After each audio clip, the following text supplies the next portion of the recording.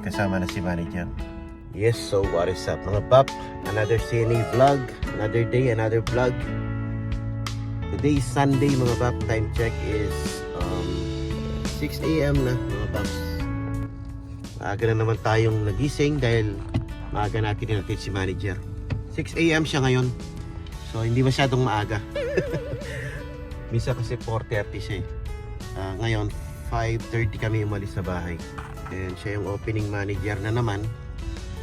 So start sila ng 6 o'clock. Yan, meron na siyang dumating na kasama. Pwede na tayo sumibat. Yes, it's Sunday mga bab. Pagod na pagod ako kahapon. Siguro may kasama ng ano yun, trangkaso. Kaya ganun yung pakiramdam ko, no? Tapos nagpuyat pa tayo nung nag-pick up nga ako ng duty, di ba mga babs? So kahapon, pag uwi ko, tumakbo lang kami sa sa store para kumuha ng ting kailangan para sa New Year's Eve. Around 7 PM ng gabi mga babs. Knockout na ako kagabi, natulog ako, tapos nagising ako ngayong umaga na lang. Kaya sabi ko, yung katawan ko talagang bumigay nung Sabado mga babs. Kasi nga napasubo ako pumick up ng duty na hindi ko alam, lalagnatin pala ako. Yun, tapos naka-duty ako doon. Nilalagnat ako pala. Nilalagnat talaga ako nung naka-duty ako. Buti na lang nagdala ako ng gamot. Tapos nagdala rin ako ng blanket. Pero ginawa ko trabaho ko mga babs ha. Siguro naka-idlip ako mga 30 minutes lang naman. Tsaka maimbing naman tulog ng mga And bago ako nag-idlip, na-check ko na silang lahat. Tapos kagabi yun nga, kompleto yung tulog ko, grabe. 7 o'clock pa lang nanonood kami ng movie. Ayun yung Squid Game. Nag-movie night kami kagabi, Squid Game. Wala, hindi ko rin nasa umpisa pa lang yata ako. Natutulog na ako doon sa couch. So yun, lumipat na ako sa kwarto. 7 PM ng gabi. Tapos nagising lang ako ngayon 5:30 AM. Imagine. Grabe. Kasi nga siguro yung katawan natin kailangan ng minsan napapagod talaga. Kasi yung tulog ko halos ilang oras lang araw-araw. So yun, nakabawi naman sa tulog. Ngayon medyo maaliwalas yung pakiramdam ko mga babs. Alam mo, hindi kagaya ng kapag kulang ang tulog mo, parang yung brain mo tumitikik, gano'n, parang sumisikip mga babs. Tapos yung kalamnan mo nanginginig. Ganun yung pakiramdam pagka kulang yung tulog. So okay naman ngayon. Yeah, Sunday pala ngayon, meron pa rin tayong part-time. So yeah, Saturday, Sunday yung ginawa natin na part-time Ayun, medyo maliwanag sa sa daan. Yun, Saturday and Sunday yung ginawa natin na part-time. So yeah, meron tayong part-time ngayon. Tapos 12 hours tayo sa full-time job natin. So medyo mahaba-haba ang oras natin sa work every Sunday. Tapos nadagdagan pa ng part-time natin. So yeah, total 14 hours. Not bad may mga naririnig ako, may mga napapanood ako na mga CNA nagjo-duty is double 16 hours. Tayo 14 hours lang. So chicken pipes lang yun. And siguro te-text ko yung yung client ko kung gusto niyang bumangon ng maaga. Siguro te-text ko, punta ako na lang ng maaga para maaga rin matapos. Ayun, tapos ilang days na lang din yung schedule ko sa CNA skill test sa Bay Area mga bab. 1.5 hours ang biyahe. Tapos di naman ako nag-aaral sa 22 skills. So 22 skills yun mga babs. Tapos magpipick lang yata sila ng, di ako sure kung 3 or 5 skills na ipapagawa sa'yo na kailangan 100% mong magagawa yun para ipasa ka, para mapasa ka sa skill test. Yun na yung last mga bab. Yun yung pinaka last kasi 2 exams yun. Yung isa naipasa na natin yung written. Tapos yun na lang ang last, mas certified na tayo. kakaroon na tayo ng license CNA dito sa State of California. Yun lang ang importante mga bab, yung license na yun. Although CNA license lang yan, mahalaga yun dahil matimbang yun mga bab.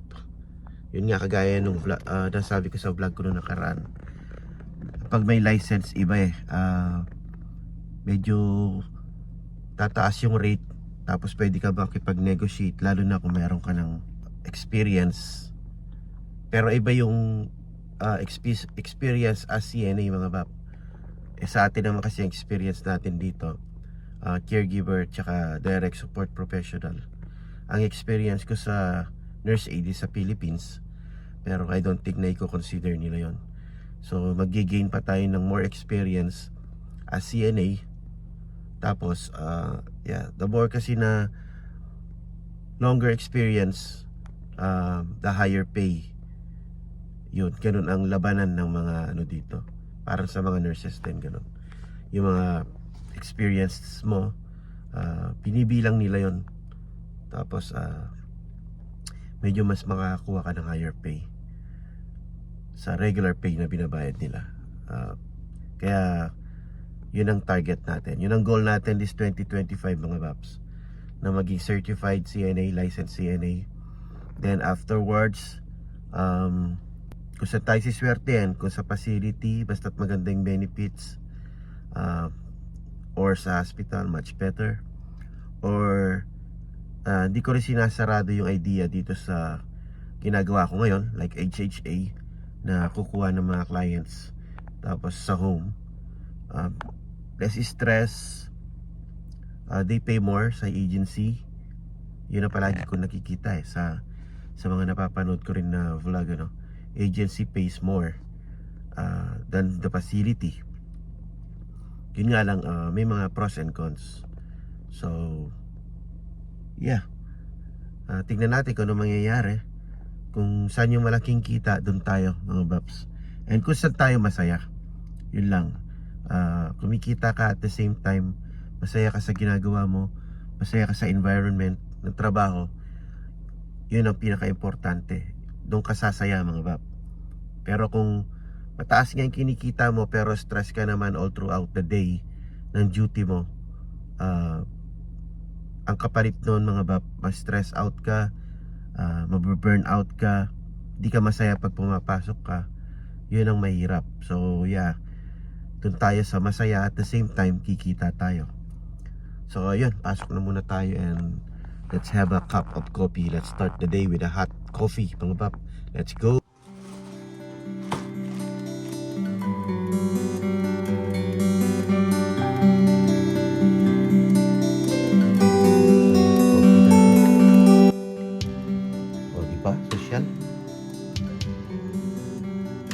Ayan, kakasyan ng kung matatandaan nyo yung kumuha ko ng learning ng advanced caregiver sa Calgros. Nasabi ko sa inyo, para sa mga caregiver dito sa California, eligible silang kumuha ng learning. Ako, kinuha ko is advanced caregiving. Matututo ka na tapos babayaran ka pa nila. So na-receive ko na yung bayad ko. Ayan, meron tayong katas ng bayad ng ating learning sa Calgros. Ayan, sa mga caregiver dyan, kung nasa California kayo, search nyo yung website ng Calgros. Tapos may mga online learning doon pwede nyo i-take. And meron kayong pero tinatawag na incentives dito sa State of California. Mag-online learning kayo and then kayo pa yung babayaran mga bab. So yun, last month yata nakuha ko yun, mga November yata nakuha ko.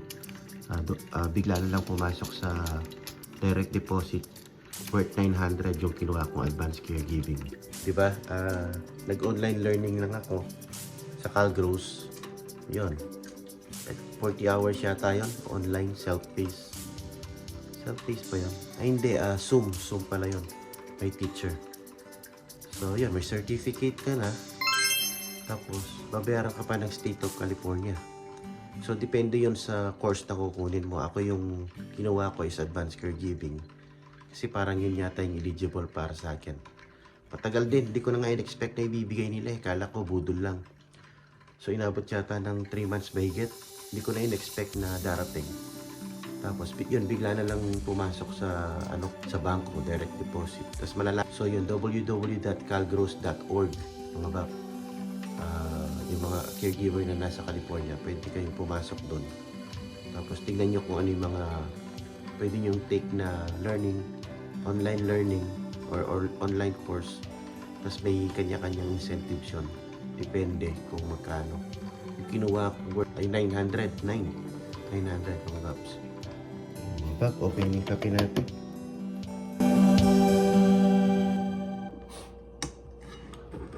Putik, ang tigas-tigas naman ng tinapay na to. Ba't gustong-gusto nila?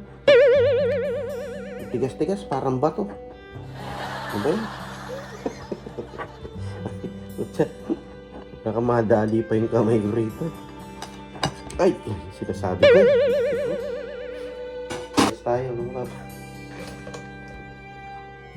Wala pa tayo ka naman. Ewan ko anong tawag dito. Manager nakakaalam dito, babs. Cream cheese pala. Malay ko dyan, peanut butter lang sa atin eh. Si manager, cream cheese. Nire-review ko lang yung kaka-upload na video natin mga bab. Tinitignan ko kung gwapo ko sa sa screen. So ayan, kape muna tayo. Let's go. Pero masarap pala mga bab, in fairness. Sarap pala itong bagels tsaka cream cheese. Kaya pala si manager gustong gusto. Maulan na umaga sa inyong lahat mga babs. Time check is 8:14 pala. Tinext ko yung kliyente ko. Tinanong ko kung gising na. Kung gusto niya nang magpa-transfer habang maaga to get ready for the day. Nag-response naman siya. Sabi niya, perfect. That will be good. Okay. Sabi niya. So, yes. Kapag tayo ngayon, 8:15. Ang biyahe natin is, I think, 15 minutes from here. Yung bahay nila. Sana matapos natin ng 2 hours sakto or less than 2 hours. Kasi kahapon yung first day natin na nag-duty doon ng ng solo na lang So inabot ako ng siguro 2 hours and 15 minutes or 2 hours 20 minutes. Something like that. Kasi nga medyo yung mga gamit nangangap-kap pa ako kung saan kukunin. Medyo nadi-delay So this morning, this day, pang 2 days na natin, second day. So siguro alam ko na lahat yung mga gamit na kailangan niyang gamitin. Yun, let's go mga bab. And tara, punta na tayo doon. Buhay caregiver or buhay CNA. Yun. So let's go. Yun mga bab, we are here. So yun, sana matapos natin ng 2 hours or less than 2 hours. So let's go. Update ko kayo mamaya. Yun mga bab, tapos na tayo sa ating part-time. Just right on time. Natapos tayo ng 10:33. Yeah, sakto, 2 oras lang mga babs. So yeah, let's go. May pahinga pa tayo, makakapagpahinga pa tayo. Dahil mamayang 12 o'clock ang ating start sa ating trabaho, sa ating full-time job. So yun, nakatapos na tayo ng 2 hours. Let's go.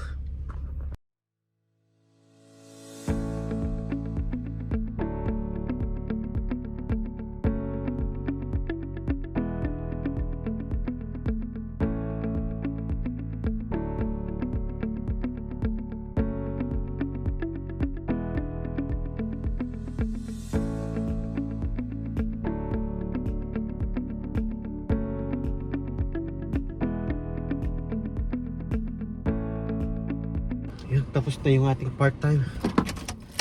Let's go. Pahinga muna tayo ng konti, tapos mamaya konti pasok na tayo sa ating full-time job. Alas 12. Yun, 11:44 mga baps. Punta naman tayo ngayon sa full-time job natin. 12 to 12 tayo doon. Hindi na ako nakatulog ulit. Lang ako, nagpahinga. Yo, what is up mga bap? Nandito na tayo sa ating full-time job. Another 12 hours naman.